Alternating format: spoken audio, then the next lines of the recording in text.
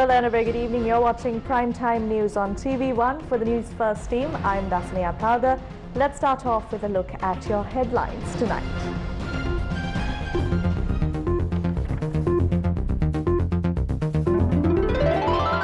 Cabinet subcommittee proposes alternative to avoid hiking gas prices. Sri Lanka calls for tenders to import 100,000 metric tons of rice. India to monitor Sri Lanka using drones. COVID-19 related disease affects children and advised by medical experts.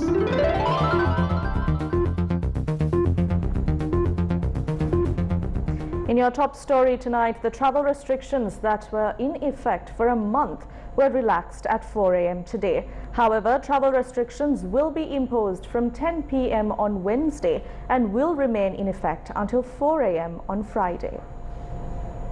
Travel restrictions were lifted this morning under certain regulations that will continue to be in effect until the 5th of July. However, interprovincial travel restrictions are still in effect. Limited public transport services were in operation within the Western Province today. This was the situation at the Fort Railway Station. The Department of Railways had taken steps to operate 23 trains during office hours. Trains were delayed for about 2 hours along the Kalani Valley line.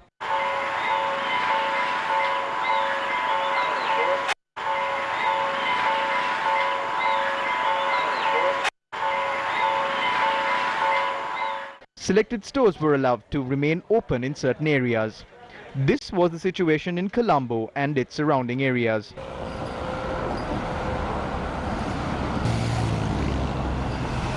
A number of offices in Colombo were kept open. Economic centers remained open for wholesale trading as vegetable costs soared. Carrot is sold at 170 rupees, capsicum at 300 rupees, cabbage at 130 rupees, tomatoes at 130 rupees and beans at 280 rupees. The Paliagoda fish market was kept open today. The prices of fish had also risen. Traders who visit the stores go back. People have been badly affected. What will fishmongers who purchased around 20 kilos of fish do? Sardines are priced at 380 rupees. At what cost can we sell them? This was the situation in the Gampaha town today.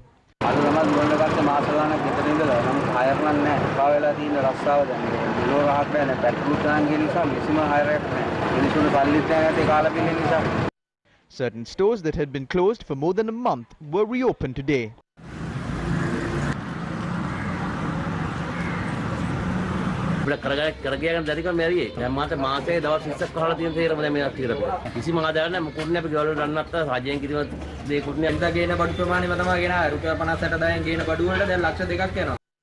Although stores were open, people had not arrived in large numbers in certain areas.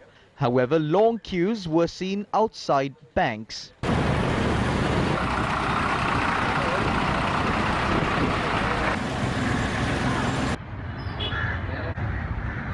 Long queues were also seen outside pawning centers. What are the regulations that will be in effect until the 5th of July? Only 2 people will be allowed to leave home at a time. The number of passengers in taxis has also been limited to 2. Public transport services in the Western Province will be allowed to transport essential service employees. However, public transport in other provinces will be able to transport passengers for half the capacity.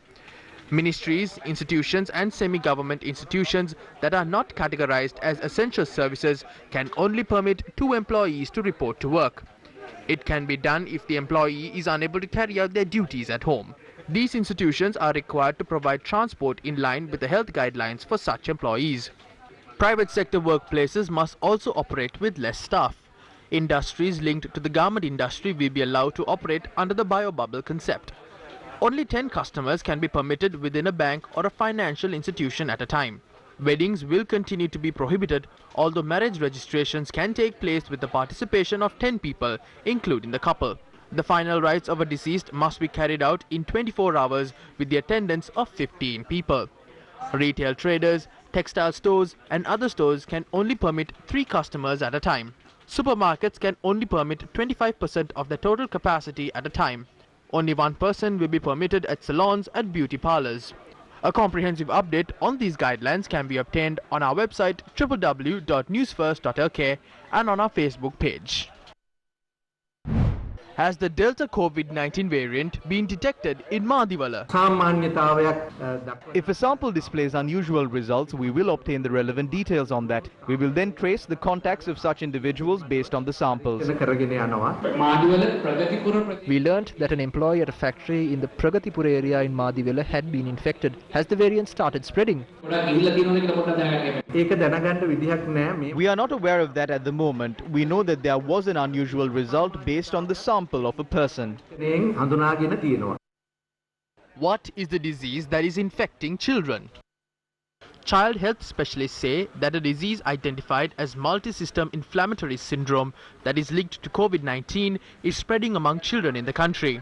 This disease has been detected in several countries, including the United Kingdom. On the 19th of June, it was reported that 6 children at the Lady Ridgeway Hospital had been infected. Some of them have recovered at present.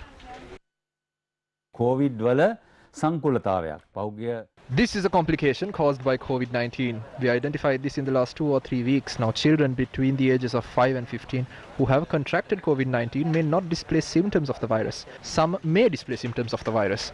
These children will build antibodies against COVID-19 in about 2 weeks. If you take the antibody gene into account, we can say that it usually takes about 2 weeks for some of the reactions to occur and to affect multiple organs. These organs include the liver, kidney, lungs, brain and skin.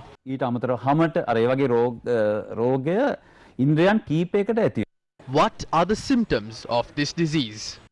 The fever persists for about 14 days. There may be soreness in the eyes. Lymph nodes in the neck may start swelling. There may be redness in the lips and tongue as well. Red spots can appear on the skin. If it affects the lungs, then one will develop breathing difficulties and cough. They may develop eating disorders as well. A child may also experience yellow eyes. If the kidneys are infected, then it will cause urinary problems as well. This can also affect the heart. This may cause blood pressure levels to drop, resulting in children developing headaches. If such symptoms can be noticed, then the advice of qualified medical experts must be sought. Visit us as soon as possible. Sometimes we are unable to do anything when treatment is not sought.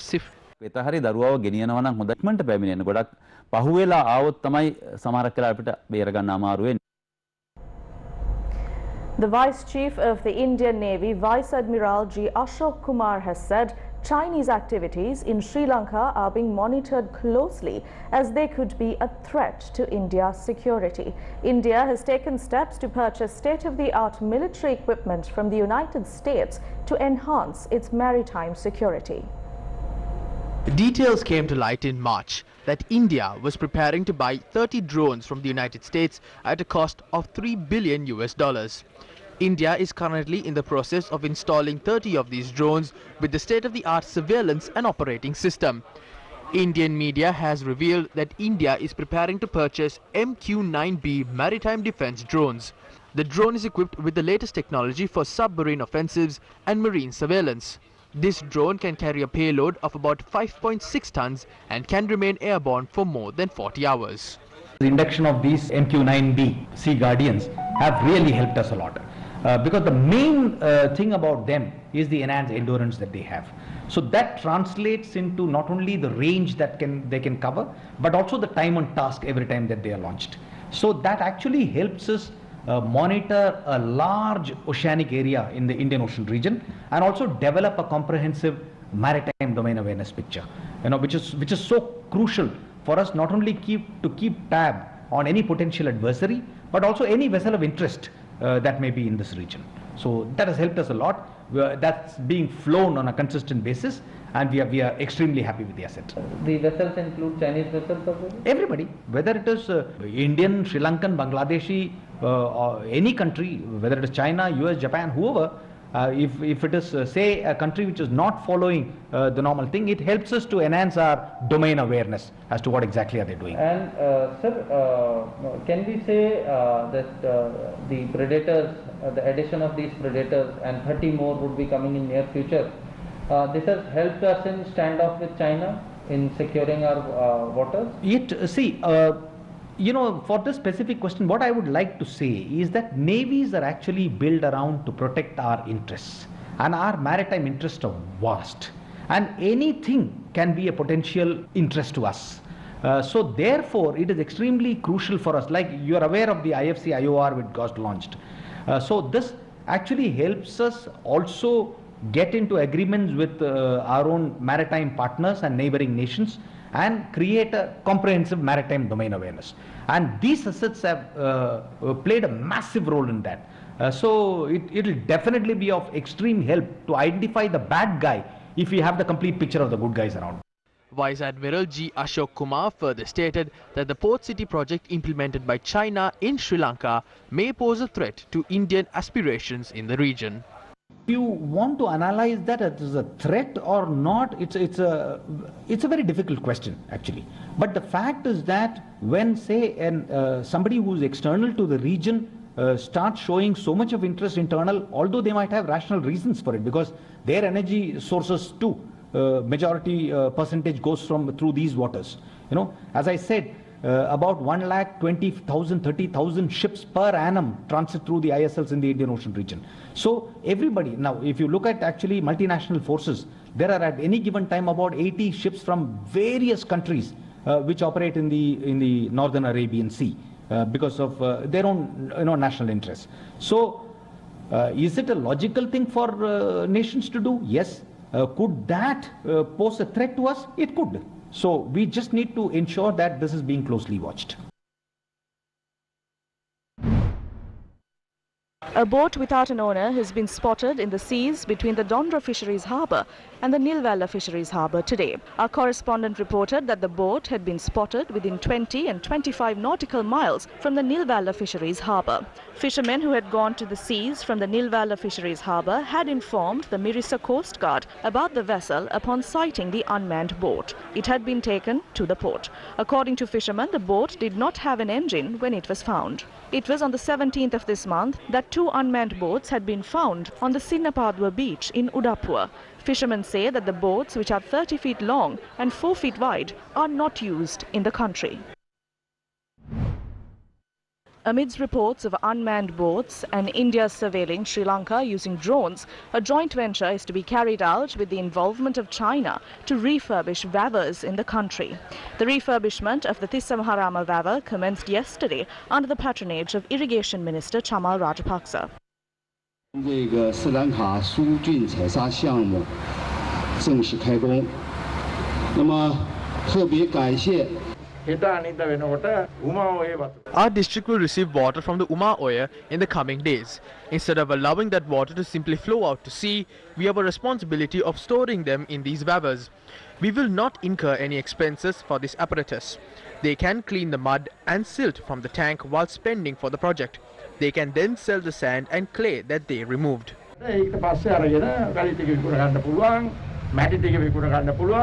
The Tissamaharama waver is considered to have been constructed in the 3rd century BC by either Yatalatissa of Ruhuna or his uncle King Devanampiyathissa, who ruled over the Anuradhapura kingdom.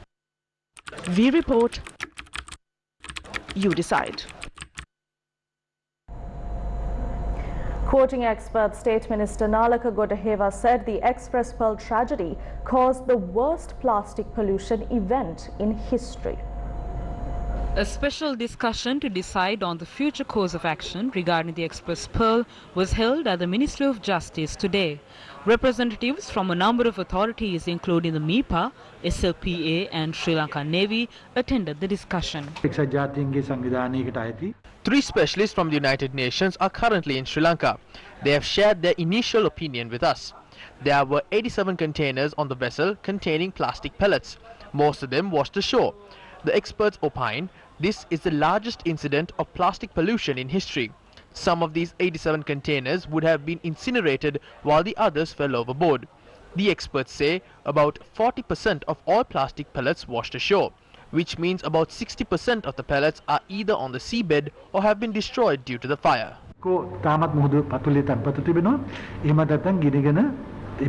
A team of experts tasked with assessing the damage dealt to the environment as a result of the Express Pearl tragedy met with officials of the NBRO today to probe the detriment caused to the atmosphere as a result of the chemicals which emitted from the vessel.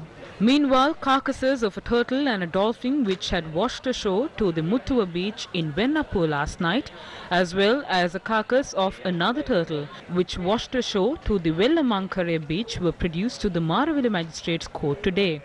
Court thereafter ordered for the carcasses to be directed to the Wildlife Office in Nikavaratiyar for post-mortem examinations to be conducted.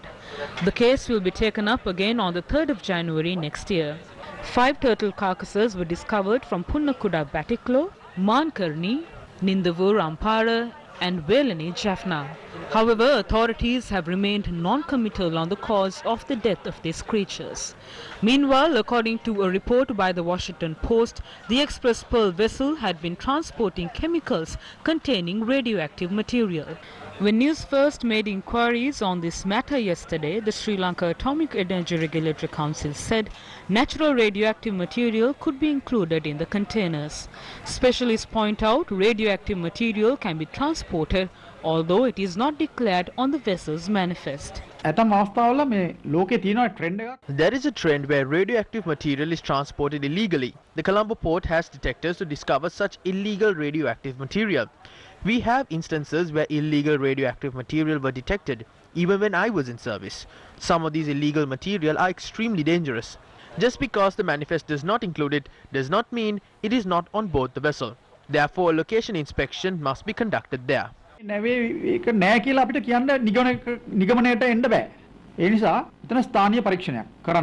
What tests have been conducted to ascertain the presence of radioactive material?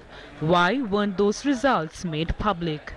Meanwhile, Aminda Hettiarachchi, who is the director of the local agent of the Express Pearl vessel, was released by the Colombo Chief Magistrate Damit Watawata today on a cash bail of 100,000 rupees and 2 surety bills worth 1 million rupees each. He was released today when he was produced before the courts after he was arrested following interrogations. The Colombo Chief Magistrate also ordered for a travel ban to be imposed on Aminda Hettiarachchi and directed authorities to inform the Department of Immigration and Immigration on the matter. Meanwhile, the new chairman of the Sri Lanka Ports Authority received his letter of appointment today. The first thing that needs to be done is to identify the problems that we have in the administrative and human resources areas and to resolve them. I have the ability and experience, so this will not be that difficult. These problems need to be resolved. Our reputation cannot be tarnished at this time. Do your online shopping with Bulletin.lk. Home delivery and pickup now available. Bulletin.lk. Still in local news, UN Human Rights Chief Michelle Bachelet has called for a probe into custodial deaths in Sri Lanka. The 47th UN Human Rights Council session began today. UN High Commissioner for Human Rights Michelle Bachelet tabled her report during the session. The report focused on the human rights situation in several countries, including Sri Lanka. Regulations now permit the arbitrary administrative detention of people for up to 2 years without trial for the purposes of de-radicalization. I also note a continued series of deaths in police custody and in the context of police encounters with alleged criminal gangs. A thorough, prompt and independent investigation should be conducted. We will continue to engage with the government and I will update the Council further at the September session, including on progress in implementing the new accountability mandate. A cabinet subcommittee has recommended that permission must not be granted to hike gas prices. The subcommittee appointed to consider the revision of gas prices is set to table an alternative proposal to the cabinet. The cabinet subcommittee that was appointed to study gas prices met at the presidential secretariat this afternoon.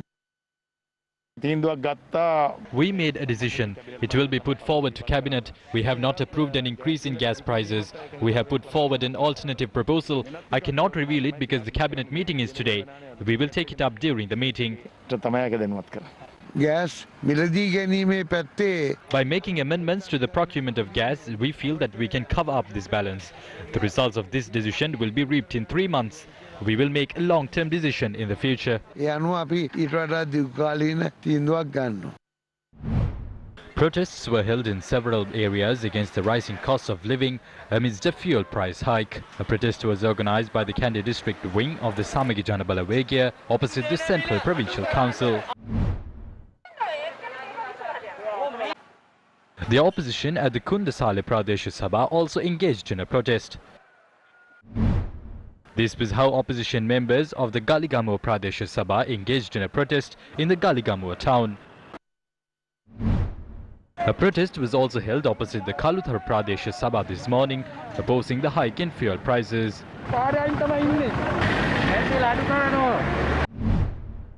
A protest was organized by the Janatha Vimukti Peramune against the increase in fuel prices in Mathura.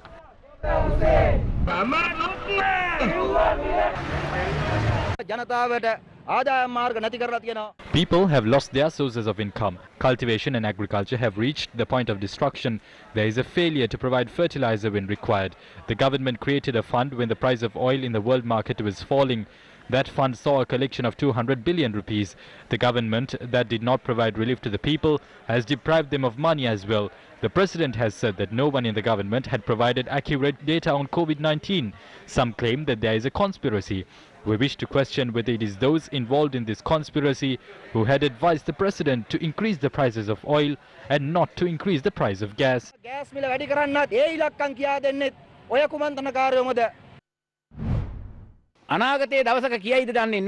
We have serious concerns about whether the president will say that his officials fooled him on the fertilizer issue by supplying false data. But Mr. President, it will be too late when you realize it, because then the country's farming community will be doomed. After engaging in a concerted effort to conceal the COVID-19 death tally, you made Sudat Samaravira the scapegoat for it. You did the same to Gamman Pillar after increasing fuel prices. Therefore, Mr. President, do not come before the nation in the future and say that your officials fooled you on the fertilizer issue.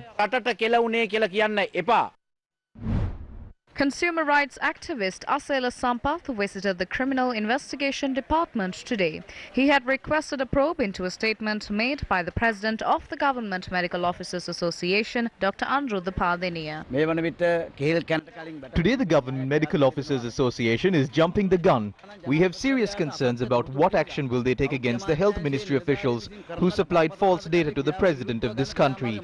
It is a severe offence. According to Padenia, who are those three conspirators?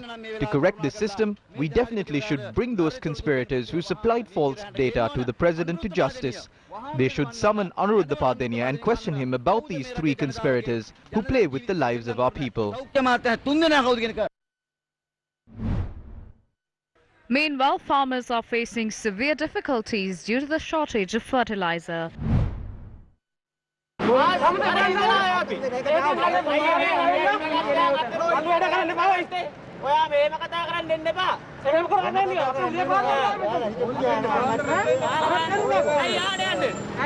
Farmers have been visiting the Ibagamu Agrarian Services Centre since last evening upon learning that fertilizer will be provided. I came here at 5 in the morning. It is not for anything else but to buy a bag of fertilizer. There is nowhere to buy fertilizer. Ministers say there is fertilizer available. Then where is it? There are people here since 6 p.m. yesterday. This is how people treat farmers in this country. The Minister of Agriculture says there is fertilizer available. If that is the case, tell me where it is. There is no plan. If the fertilizer was sent to the village, there would be no problem. There are 4 farmers' organizations here. All of them are facing the same issue. Later, the farmers received a bundle of fertilizer worth 1,500 rupees. Here are the bundles of fertilizer. What do we do to the remaining land with this fertilizer? We take this amount because we have no option. We would like to warn the government to refrain from troubling the innocent farmer who supplies rice to the country and feeds her people. Do not treat them this way. Even now, only 1 bag of fertilizer can be found.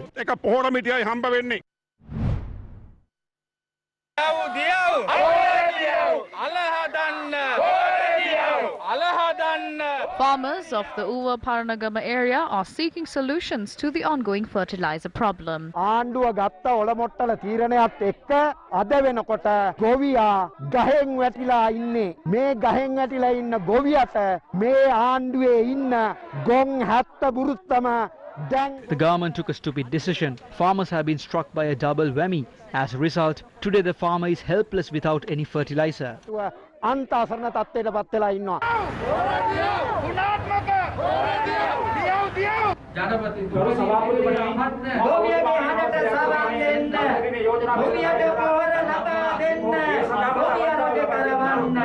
Opposition members of the Valimada Pradesh Sabha staged a protest demanding a proper solution to the fertilizer problem. 3 ruling party MPs also expressed their support.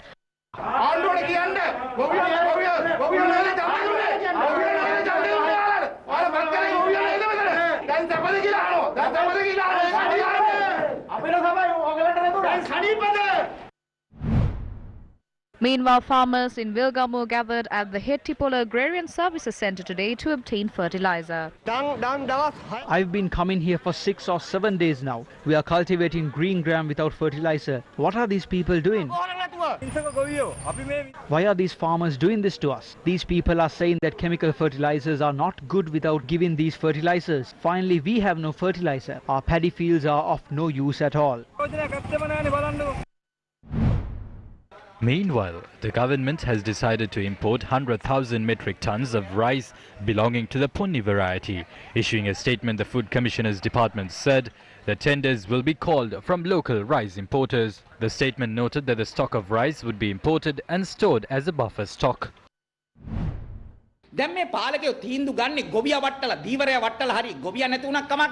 These rulers are making decisions at the cost of inconveniencing farmers and fishermen. They are allowing their racketeers and henchmen to import rice and to line their pockets. We require 2.4 million tons of rice annually.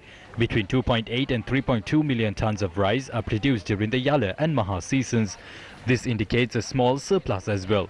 Against such a backdrop, they are planning to import 100,000 metric tons of Punni Samba. The agriculture sector has been affected. Farmers are being affected. The harvest has dropped. This creates a rice shortage. Some stocks of rice are not being used for consumption, but for the preparation of beer involving their henchmen.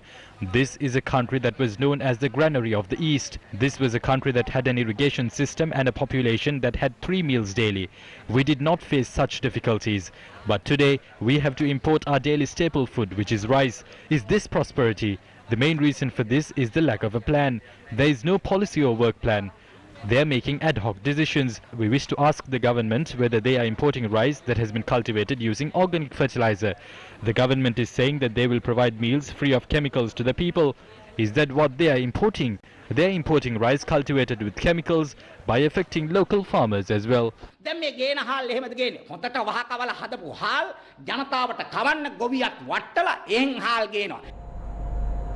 The Inter-University Students' Federation staged a protest in Colombo today, urging to protect the system of free education.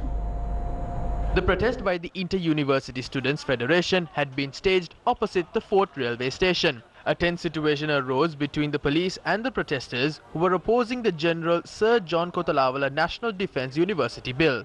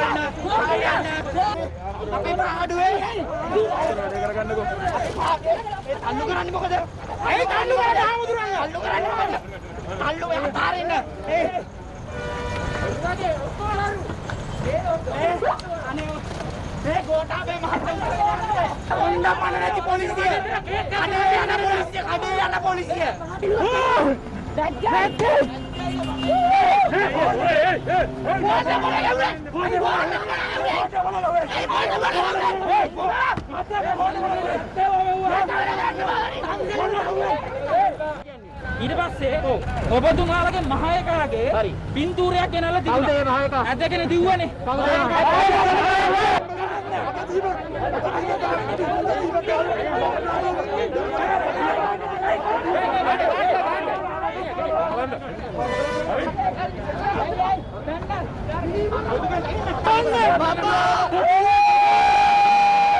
The protesters dispersed afterwards.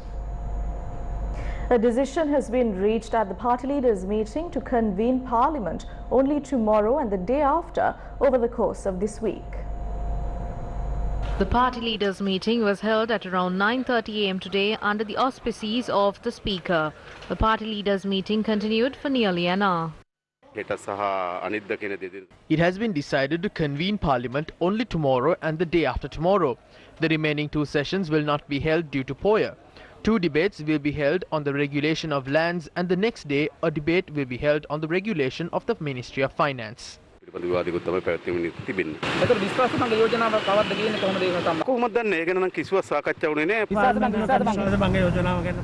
No, nothing has been said about the no confidence motion yet. There is no set date to bring it yet. It should be handed over before it is brought forth.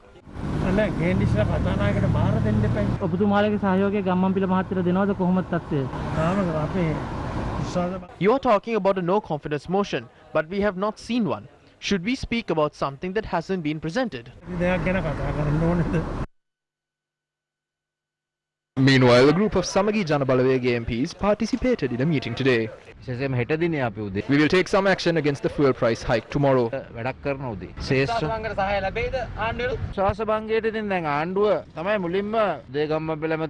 They raise concerns in the country on Udaya Gammanpila. We don't know whether the SLPP is united anymore.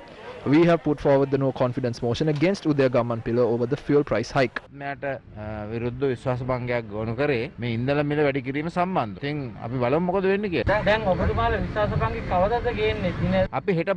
will hand it over to the Speaker tomorrow.